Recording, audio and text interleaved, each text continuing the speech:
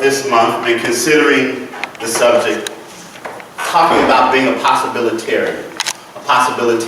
And we know that when we speak about possibilitarianism, not vegetarianism, not libertarianism, not pescatarianism, but possibilitarianism, we're really talking about seeing in all situations and circumstances the possibilities, the infinite possibilities that are there.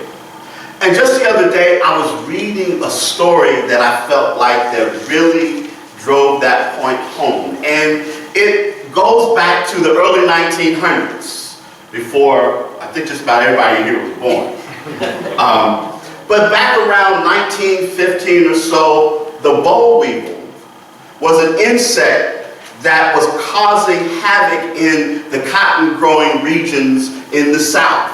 And it was destroying acres and acres and acres of cotton, and many farmers and other people who relied on the cotton industry and the products of cotton industry suffered. And also it was right around the time, moving into the Depression and all of those things that were happening there. And many, many people were losing their livelihood and losing all that they had because of this little insect called a boll weevil.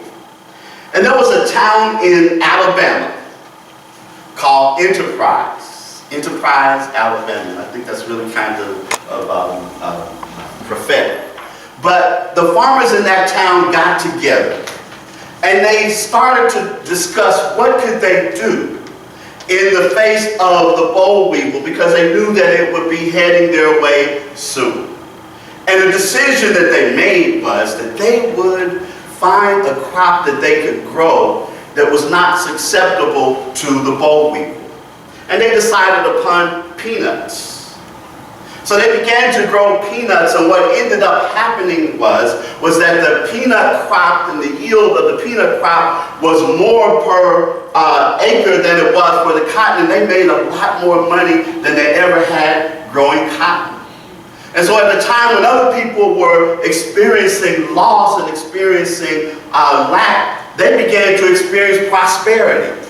They began to experience growth and experience all of that simply because they took the idea that there was something else, there was another possibility. And so to mark that decision and to mark all that it created for them, they erected a statue in town that's still there today of a woman that is standing there holding a pedestal.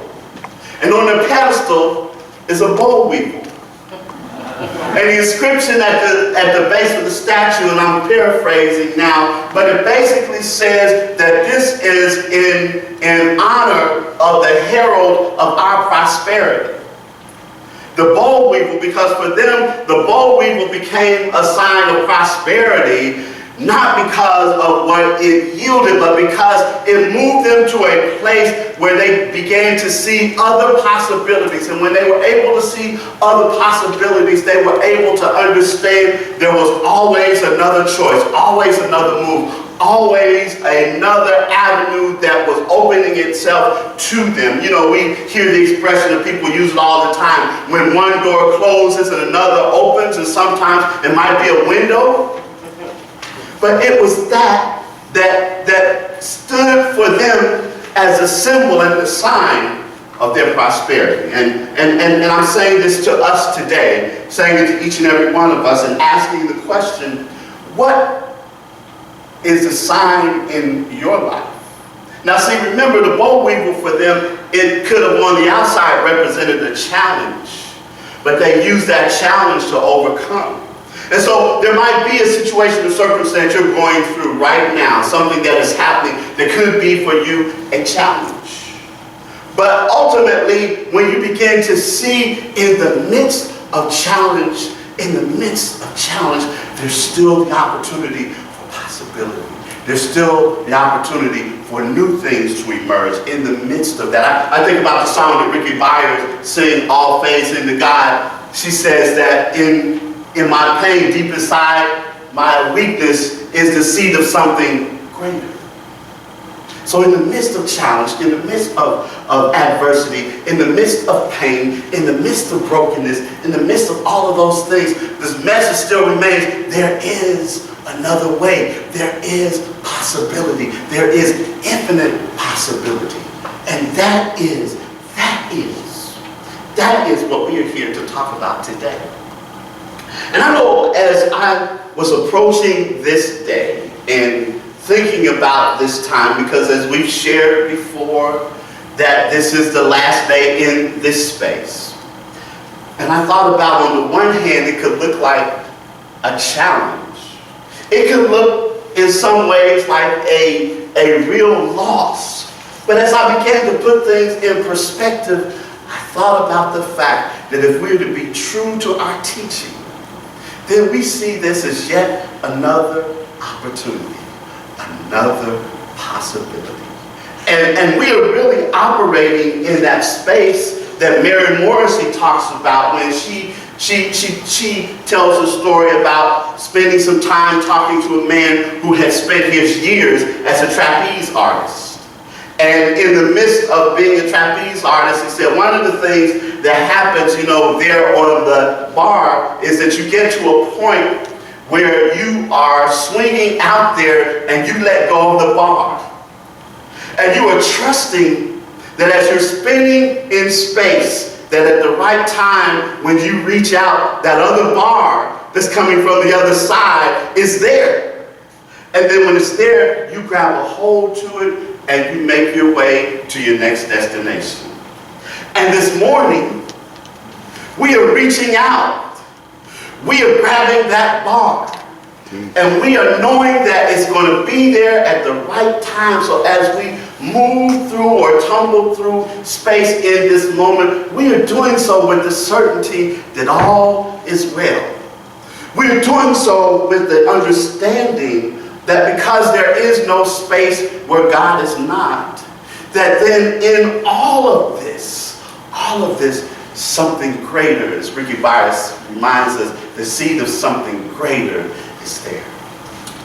I don't know if I've shared this story with you in this context. I know I've done it in one of the classes that we had. But several years ago, there was a woman that called me. She'd heard about Open Heart. She knew about me in the prior context of me being a pastor. And she was going on about Open Heart, and I hear this about Open Heart and that about Open Heart and all those things.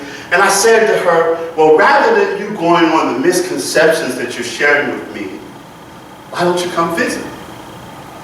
So I don't know about that. I don't know if I'm going to do that. It sounds kind of weird to me. I said, well, why don't you just come and give us a chance? So the particular Sunday that she chose to come, I happened to be out of town. So she got here. And so that Monday, I got a telephone call, and it was her on the other line. And I'm thinking, okay, what is it now? She said, well, I came to Open Heart yesterday. And she said, I want to apologize. And then she broke down crying. She said, I have never, ever been in a place where I felt more love, more sincerity, more realness than when I was there. And she said, I'm a pastor, and I've pastored churches, but none of the churches where I've ever been have I ever felt what I felt at Open Heart. And as I think about that conversation, it reminds me of something that I said earlier in the prayer, that Open Heart is not a building. Open Heart is the people. It's you.